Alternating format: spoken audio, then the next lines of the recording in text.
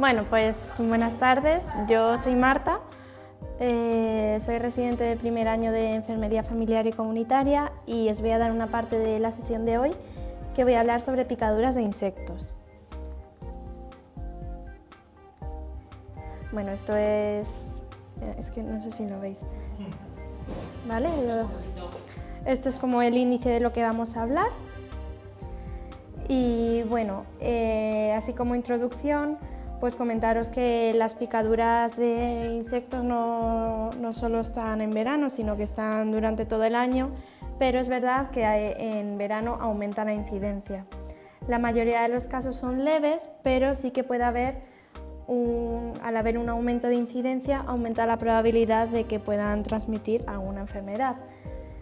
Algunos insectos pueden ser vectores de algunas enfermedades que conocemos como el dengue, la fiebre amarilla, el virus Zika, pero es verdad que en España no tenemos este tipo de enfermedades. ¿Por qué hago esta sesión? Bueno, en primer lugar porque es verano, porque hace sol, piscinas, campamentos de niños, pantalones cortos, camisetas de manga corta, camisetas sin mangas.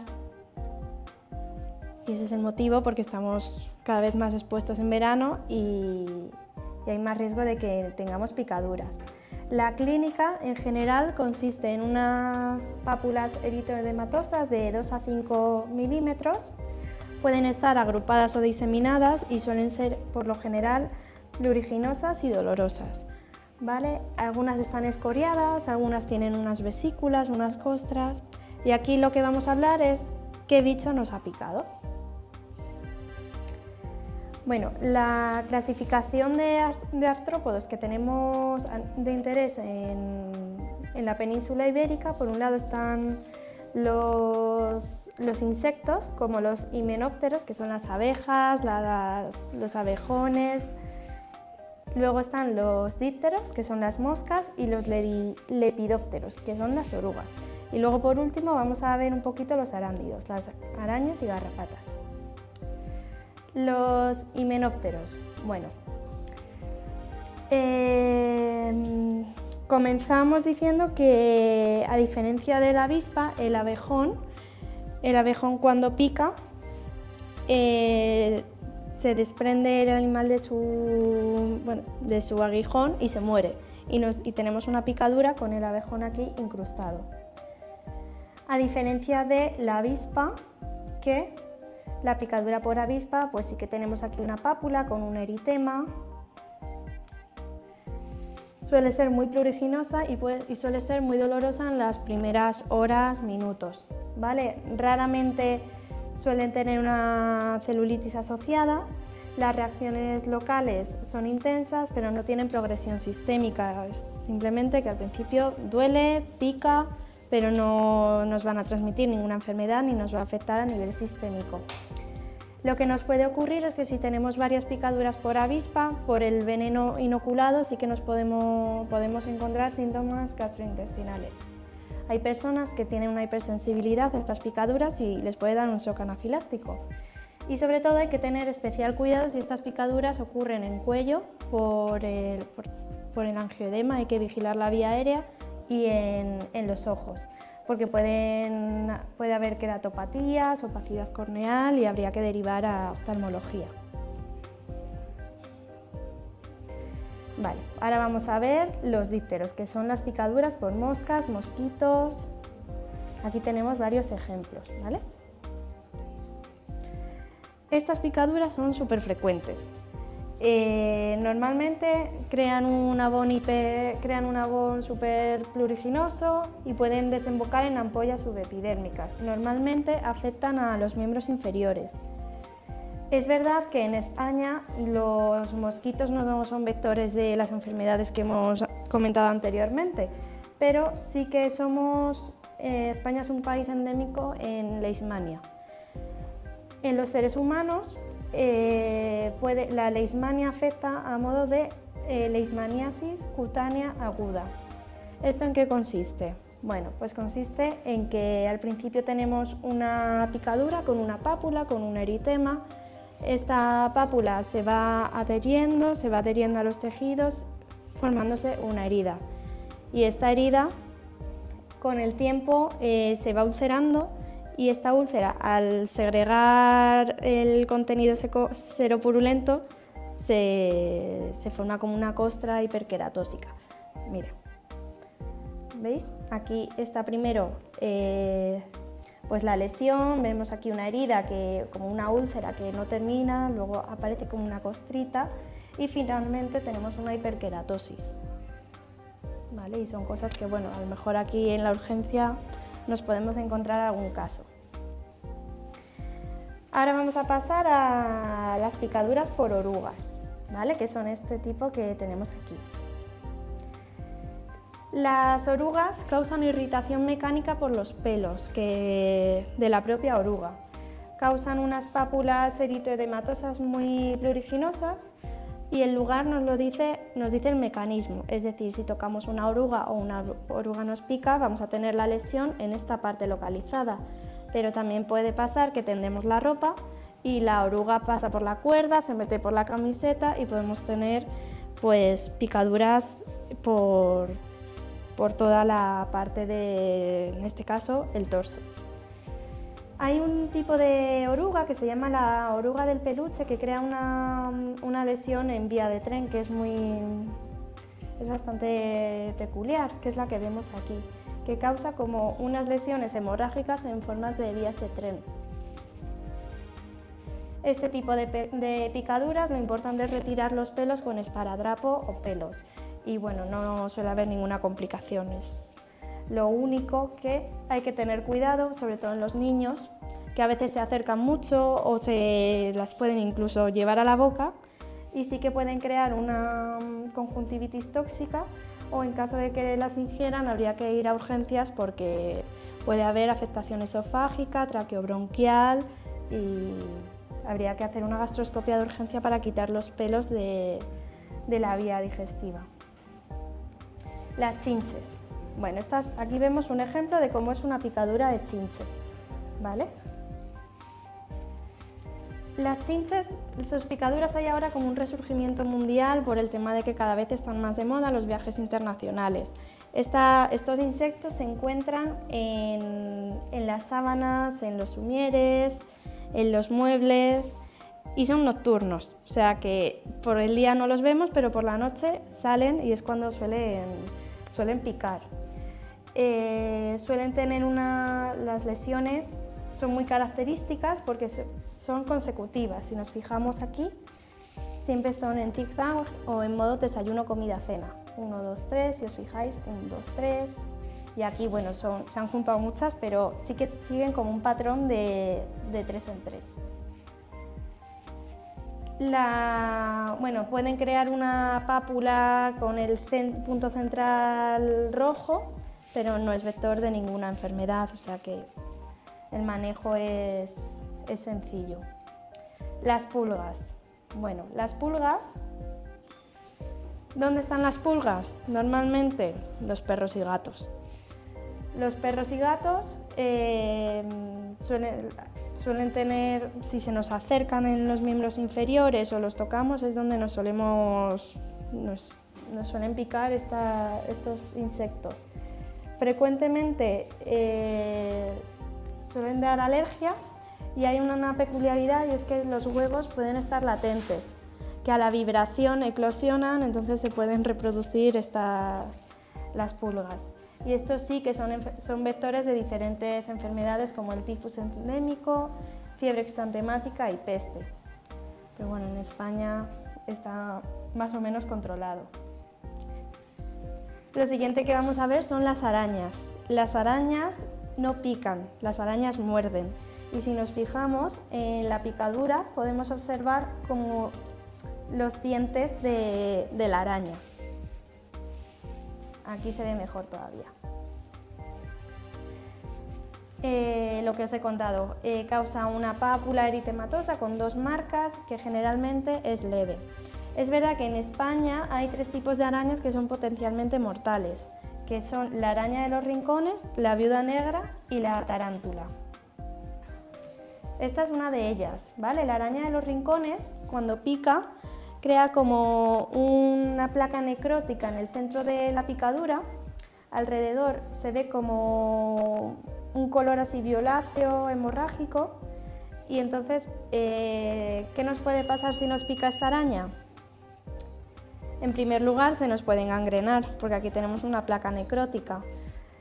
En otras ocasiones, lo único que ocurre, bueno, lo único es que se puede ulcerar y es una úlcera con una evolución muy tórpida, y en el mejor de los casos involucionan con el tiempo a los 6 meses, 12 meses y ya está. Pero bueno, sí que podemos perder el dedo, depende de dónde te pique, como causa la necrosis hay que tener cuidado. La siguiente es la viuda negra. La viuda negra que tenemos en Europa es la menos peligrosa de las que hay en el mundo. Esta araña se caracteriza porque cuando pica al ser humano, el ser humano nota como si le dieras un latigazo ahí en la pierna, en el brazo, es muy dolorosa. La picadura, si vemos, tiene en el fondo como un color bastante rojo vinoso, y esta araña sí que puede causar síntomas, o sea, puede generar un cuadro de riesgo que habría que ir al hospital, o sea, que te puedes morir.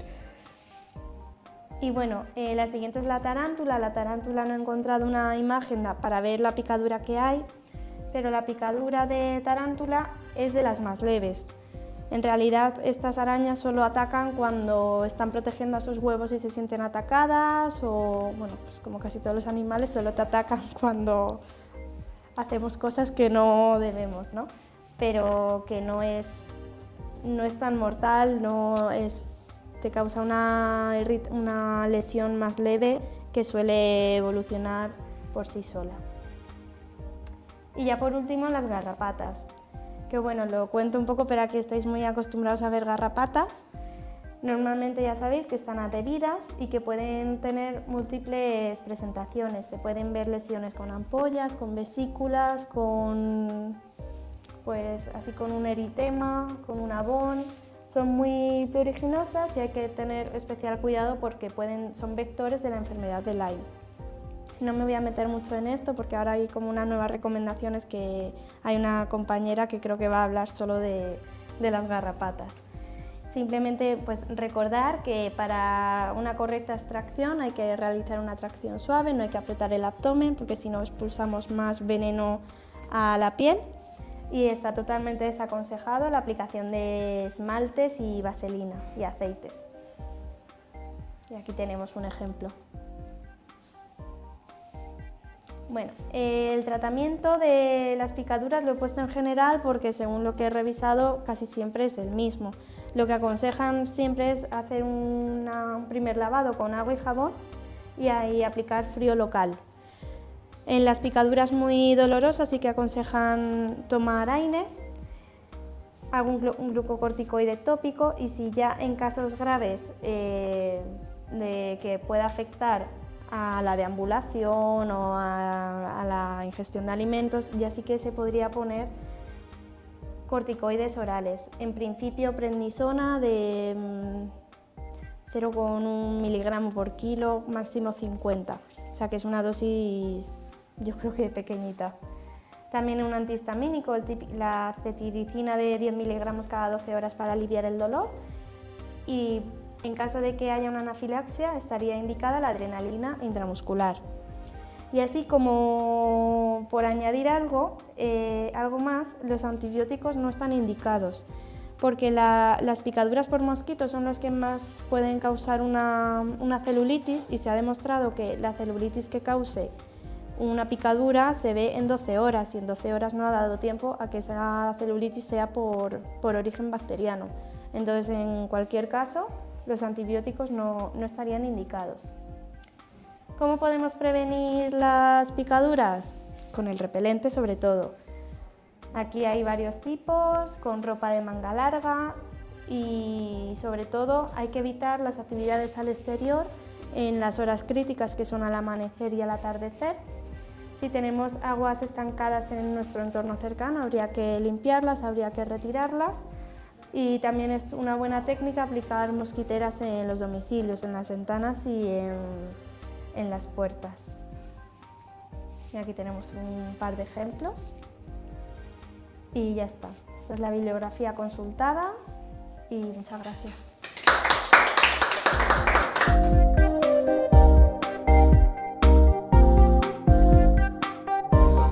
Buenas tardes a todos. Soy Guillermo Moreno, un residente de primer año de Enfermería Familiar y Comunitaria. Y pues bueno, hoy junto a mi compañera Marta hemos decidido hacer una sesión clínica de manejo de mordeduras y antes Marta pues ha hecho la sesión de picaduras. Entonces pues a mí me toca las mordeduras de animales. Vale. En cuanto al índice, bueno, pues he decidido dividir esta presentación en dos subíndices. Primero vamos a ver las mordeduras de mamíferos, en el que pues realizaremos una valoración inicial de la mordedura, luego veremos cómo se hace una correcta limpieza y desinfección.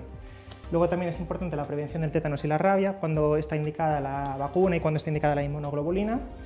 Y luego también veremos cómo prevenir el riesgo de infección y la necesidad de antibióticos cuando está indicada también. Y luego ya por último veremos un poquito de educación para la salud y el seguimiento del paciente que ha sufrido la mordedura. Luego también me ha parecido interesante mencionar las mordeduras de serpientes, porque bueno, ahora parece que está un poco de moda tener animales exóticos en casa. Y pues nada, voy a hacer un pequeño resumen pues, acerca de las serpientes venenosas que hay en España, acerca de las manifestaciones clínicas que pueden aparecer y acerca del tratamiento que tendremos que llevar en este tipo de mordeduras. Vale.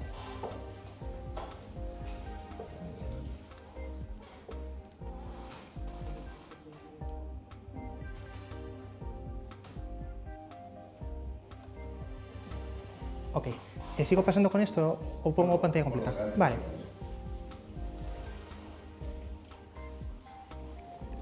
Vale, pues comenzamos haciendo una valoración inicial.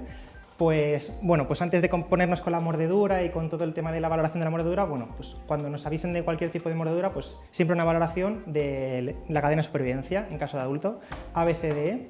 En el caso de tener una hemorragia muy grande, pues bueno, primero pues taponaremos la hemorragia, canalizaremos vía en el caso de que sea necesario, repondremos líquidos y pues también siempre pondremos analgesia en el caso de que sea necesario.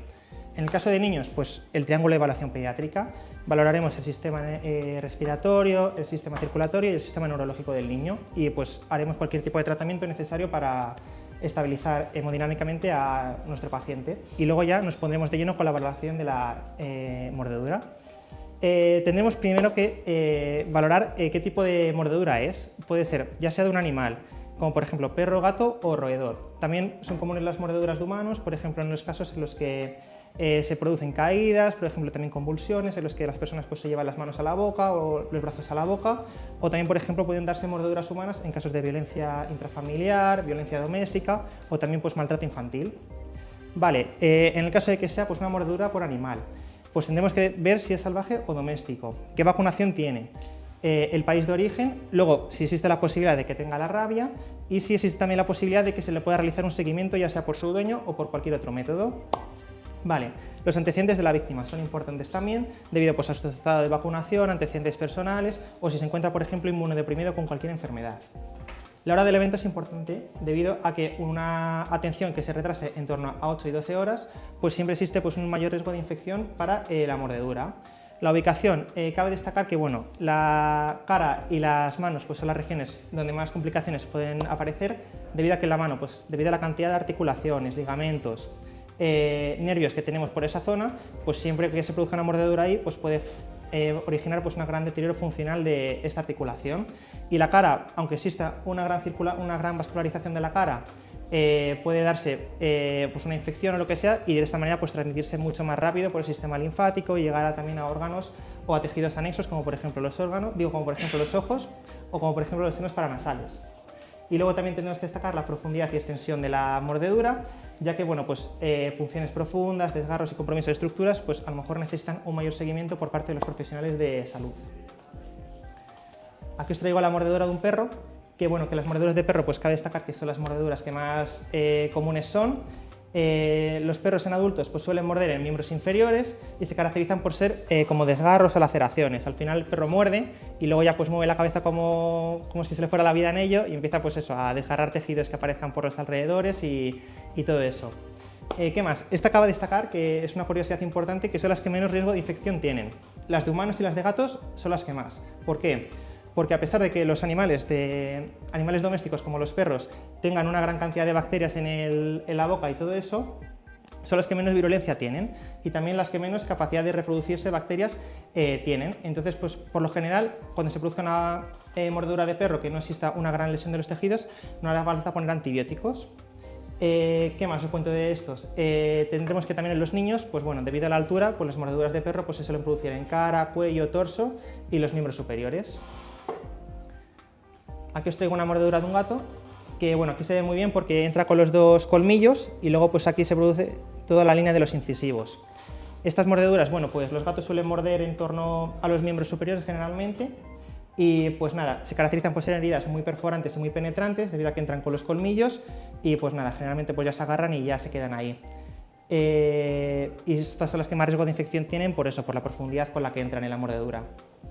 Y luego tenemos aquí una mordedura de un roedor, que, bueno, que se suele dar en casos de poblaciones en las que tienen pocos recursos, aisladas socialmente, o también, por ejemplo, en personas que trabajan en los laboratorios con este tipo de animales.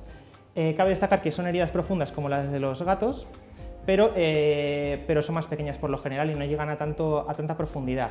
No existe tanto riesgo de infección debido a que no llegan a tanta profundidad y luego aparte, cabe destacar que pueden transmitir una gran cantidad de enfermedades debido pues, a la propia naturaleza del animal. Vale, esto me parece interesante, toqueteando el otro día el turriano, pues nada, tenemos como una especie de informe que, bueno, yendo a complementos, aquí en la barra de arriba, yendo a informes y luego a plantillas, nos sale esta pestaña y podemos ver parte de comunicaciones del animal mordedor, que si le clicamos nos aparece este informe, que bueno, en el caso de que tengamos un aviso o lo que sea de un animal mordedor, bueno, pues esto generalmente lo rellena medicina, pero bueno, para parte de enfermería pues no está mal saberlo. Entonces aquí pondríamos el nombre del profesional, y aquí a quién va dirigido, que generalmente suele ser a un veterinario oficial de la salud pública. Aquí tendremos los datos de la persona agredida, que son los datos del paciente que ha recibido la mordedura, nombre, domicilio y pues dónde poder encontrarle fácilmente. Luego los datos del dueño del animal agresor, pues los datos de la persona que es el dueño del animal. Y luego ya por último los datos del animal agresor. Pues qué especie es, la raza, las características, si tiene la vacunación completa, si tiene alguna enfermedad como la rabia, un montón de cosillas que puedes poner aquí. Vale, en cuanto a la limpieza de las mordeduras, bueno, pues al final vamos a hacer una limpieza para garantizar que disminuya la carga bacteriana y de esta manera pues prevenimos la infección. Los últimos estudios recomiendan realizar una limpieza con suero fisiológico estéril, al final con una jeringa de 20, para que de esta manera pues, se otorgue la presión óptima para limpiar la herida, de todo cuerpo extraño, de todo microorganismo, de toda bacteria, sin ejercer una presión excesiva que pueda dañar a los tejidos continuos dentro de la mordedura. Entonces, pues poner una jeringa de 20 en un principio y ya se genera la presión óptima para limpiar correctamente la mordedura. La desinfección la realizaremos con clorexidina acuosa al 0,05% o con povidona iodada al 1% si el paciente no tiene alergias. Y luego ya posteriormente realizaremos un desbridamiento en el que retiraremos los cuerpos extraños y los tejidos devitalizados en el caso de que estén. Las suturas. Bueno, pues a día de hoy sigue existiendo mucho dilema acerca de si es mejor un cierre primario, un cierre secundario, un cierre por segunda intención, etc. Se sigue a veces optando por un cierre secundario debido a que es el cierre más conservador, entonces se entiende que puede existir menos riesgo de infección, pero nuevos estudios a día de hoy recomiendan el cierre primario en heridas recientes, aparentemente no infectadas y de bajo riesgo. Nunca deberemos de realizar suturas subcutáneas debido a que puede aumentar el riesgo de infección. En un principio, en estos casos sí que se puede realizar un cierre primario, pero en otros casos es mejor no realizarlo, como por ejemplo en heridas punzantes, generalmente en gatos, en heridas de manos y pies, en mordeduras de perro con una evolución en torno a más de 6-12 horas en brazos o en piernas, y luego en torno a 12 y 24 horas en la cara. Mordeduras humanas o de gatos, excepto en la cara por estética, ya que cicatriza muy bien y pues al final no te queda tanta cicatriz y por estética viene muy bien. Mordeduras en pacientes inmunodeprimidos, incluida por ejemplo la diabetes mellitus, y luego con heridas de riesgo de tener la rabia. La prevención del tétanos. Pues al final toda mordedura es sinónimo de herida tetanígena, entonces pues al final tendremos que valorar el estado vacunal, el calendario vacunal del paciente, tendremos que también aplicar el toxoide tetánico en el caso necesario y la hemoglobina tetánica en el caso necesario. Esta es la famosa tabla de cuándo administrar la vacuna del tétanos o cuándo administrar la vacuna o la hemoglobina, que al final, pues eso, como no la estás utilizando todos los días, pues puede olvidar lo que sea, pero bueno, aquí está un poquitín para que la miréis. Entonces, generalmente se basa en si la persona tiene menos de 3 dosis o tiene un calendario vacunal desconocido, administraremos la vacuna del tétanos. Sí, bueno, siempre la administraremos y luego tendremos aquí la opción A, que viene acompañada, que tendremos que iniciar o completar la vacunación, pues hasta de esta manera completar la primovacunación. La inmunoglobulina en el caso de una herida limpia no será necesaria y en el caso de una herida tetanígena la inmunoglobulina siempre será necesaria. En el caso de que la persona tenga 3-4 dosis, en el caso de una herida limpia no es necesaria en un principio, pero aquí tenemos la opción B que te marca una dosis si han pasado más o igual de 10 años desde la última dosis, entonces tendremos que poner esa dosis en el caso de que hayan pasado más de 10 años o igual. La inmunoglobulina en una herida limpia no hace falta, en una herida tetanígena no será necesaria en un principio, pero nos vamos a la opción C, entonces si ha pasado más de 5 años o igual, tendremos que administrar una dosis de vacuna antitetánica. Y la inmunoglobulina no será necesario, exceptuando en casos de pacientes inmunodeprimidos o usuarios de drogas parenterales. Y luego ya tenemos personas que tengan 5 más dosis que en un principio se encuentran cubiertas y no será necesario administrar ninguna vacuna, y tampoco la inmunoglobulina, exceptuando los casos en los que exista una inmunosupresión o sean usuarios de drogas parenterales, por ejemplo en heridas tetanígenas. Vale, luego tenemos la gamma-globulina antitétanos. Es al final un suero específico que sirve para actuar contra la toxina de Clostridium tetani. Esta gamma-globulina se consigue del suero de donantes pues que se encuentran inmunizados ante el tétanos y pues nada, al final pues el mecanismo de acción es combatir la toxina del tétanos para de esta manera disminuir la sintomatología. Dosis y vías de administración, pues tenemos que en niños y en adultos por lo general siempre van a ser 250 unidades vía intramuscular, salvo se van a administrar 500 unidades en los siguientes casos: heridas sucias, penetrantes, con destrucción de tejido y o infectadas. Y luego también se han transcurrido más de 24 horas desde la producción de la herida, desde que se produjo la herida. Y luego también en personas con sobrepeso que tengan más de 90 kilos. Luego también algunas curiosidades de la gamma-globulina. Bueno, tenemos que dosis totales elevadas, superiores a 5 mililitros, se aconseja inyectarla fraccionada en diferentes localizaciones. Luego tendremos que la vacuna de la inmunoglobulina antitetánica, bueno, si la vacuna del tétanos y de la inmunoglobulina se deben inyectar en sitios distintos siempre.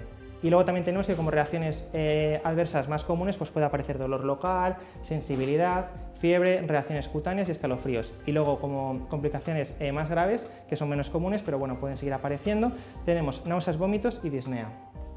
Y luego ya por último tendremos que, después de administrar la gamma-globulina, se debe dejar al paciente en observación durante 20 minutos. Vale, ahora tenemos la prevención de la rabia. Bueno, pues al final la prevención de la rabia pues, se consigue con la vacuna y con la inmunoglobulina antirrábica, que nosotros aquí en los centros de salud no la solemos manejar, es uso exclusivo hospitalario, pero bueno, quería mencionarlo un poquitín pues, para que lo tengamos en cuenta por encima. ¿Cuándo está indicada la vacunación de la rabia después de haber sufrido una mordedura? Vale, aquí tenemos que en animales domésticos como perros o gatos, si no existen circunstancias de riesgo, no será necesaria la vacunación.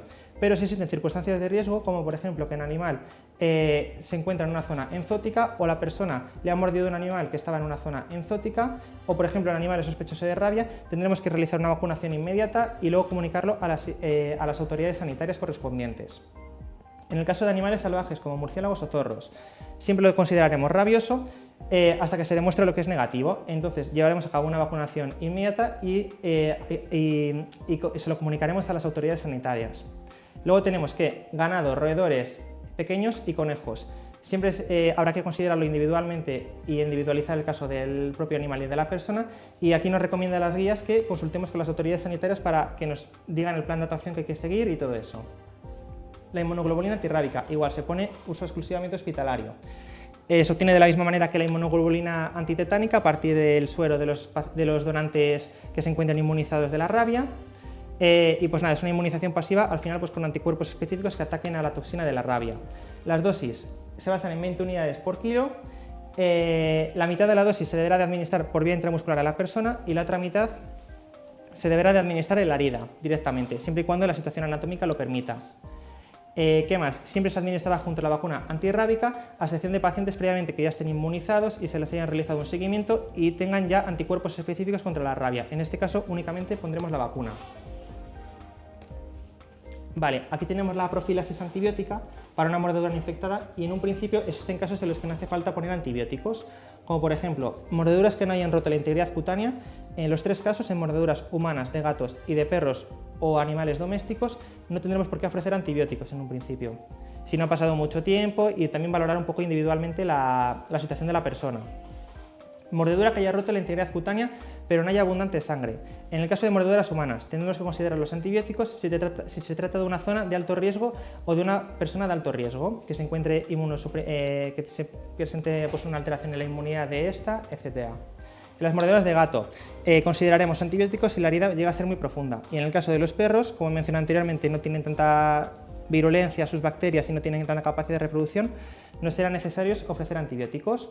Y luego tendremos que las mordeduras que hayan roto la integridad cutánea y generan una abundante sangre, tendremos que ofrecer antibióticos en el caso de humanos y de gatos, y en el caso de perros, bueno, pues tendremos que ofrecer antibióticos cuando hayan causado una mordedura considerablemente profunda, que generalmente, pues como suelen ser laceraciones o desgarros, pues nunca llegan a ser muy profundas.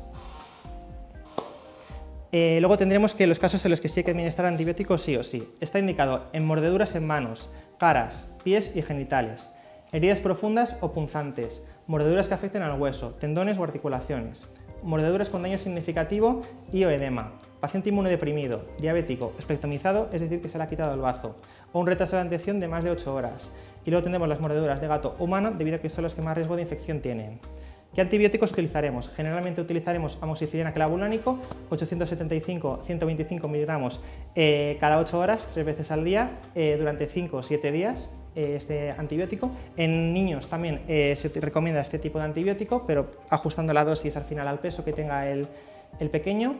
Y pues nada, en el caso de presentar una alergia a la penicilina, utilizaremos las diferentes alternativas, que en el caso de tratarse de mordeduras de humanos, utilizaremos ciprofloxacino, 750 miligramos cada 12 horas, o clindamicina, 300 o 600 miligramos cada 6-8 horas. Mordeduras de gato. Como alternativa tendremos la cefuroxima acetilo, 500 miligramos cada 12 horas, o doxiciclina, 100 miligramos cada 2 horas. Y luego ya por último, mordeduras de murciélago o rata, doxiciclina, 100 miligramos cada 12 horas. Vale, y luego pues al final esto es un poco parte de enfermería, dar los consejos de la educación para la salud, el seguimiento. Entonces pues nada, le tendremos que explicar al paciente los signos y síntomas de alarma, eritema progresivo, dolor, fiebre, exudado purulento, etc.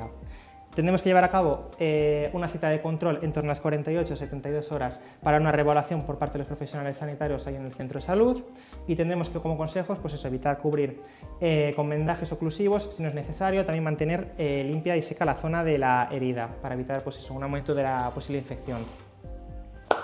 Y pues ahora pasamos con las serpientes en España, que bueno, como he dicho anteriormente, pues no son muy comunes al final, depende de la zona en España, pero bueno, ahora se ve que está aumentando la incidencia debido pues a los animales exóticos que estamos teniendo en las casas y todo eso. Entonces pues eso, son poco frecuentes, en torno a 1 o 2 muertes al año, pero en verano también suelen aumentar, causando en torno a 150 ingresos hospitalarios durante todo el año. En España tenemos 2 tipos de serpientes más comunes, tendremos las víboras y luego tendremos las culebras. Las víboras es esta que tenemos aquí, que se caracteriza por tener 2 colmillos así en forma de gancho. Entonces pues su mordedura es muy característica porque deja así como 2 incisiones que están separadas en torno a 6 o 10 milímetros y pues son muy características al final. Estas al final son las más peligrosas debido pues, a que tienen un veneno que es proteolítico, anticoagulante, hemolítico y también puede generar neurotoxicidad. Estas bueno, también se caracterizan por ser más cortas, tener un cuerpo más grueso, también tienen una longitud menor a 1 metro, tienen una pupila que es más vertical, sí, en forma vertical, y luego tienen las escamas también más pequeñas. Y luego pues tenemos las culebras. Las culebras, bueno, pues también igual, se caracterizan por presentar 2 colmillos en el maxilar superior, en la zona posterior, que cuando muerden pues se caracterizan por eso, por dejar estas 2 incisiones, y luego también es muy característica dejar esta hilera de dientes por toda la mordedura. Estas, bueno, estas son más grandes, tienen una cabeza que está más ovalada, las pupilas son más redondas y luego tienen las escamas más grandes. ¿Qué más respecto a estas? Generan una reacción local en la zona, pues inflamación, a veces un poco de adormecimiento, pero no tienen efectos generales. En cuanto a las manifestaciones clínicas, bueno, pues al final, como todo, depende de la sintomatología, que está relacionada con la cantidad, la potencia y la naturaleza del veneno, así también como el tipo de serpiente. Existe una tabla muy buena que sirve para identificar pues, los distintos grados de gravedad de las manifestaciones clínicas. Tendremos un grado 0 cuando es muy leve, entonces pues únicamente veremos una reacción local que se basa en las señales dentarias, no tiene reacciones sistémicas y la actitud que tendremos que tener ante este tipo de mordeduras pues, es dar el alta al paciente. En cuanto al grado 1, que se corresponde con una afectación local leve, aparecerá pues, edema, dolor y equimosis únicamente en la zona de la mordedura.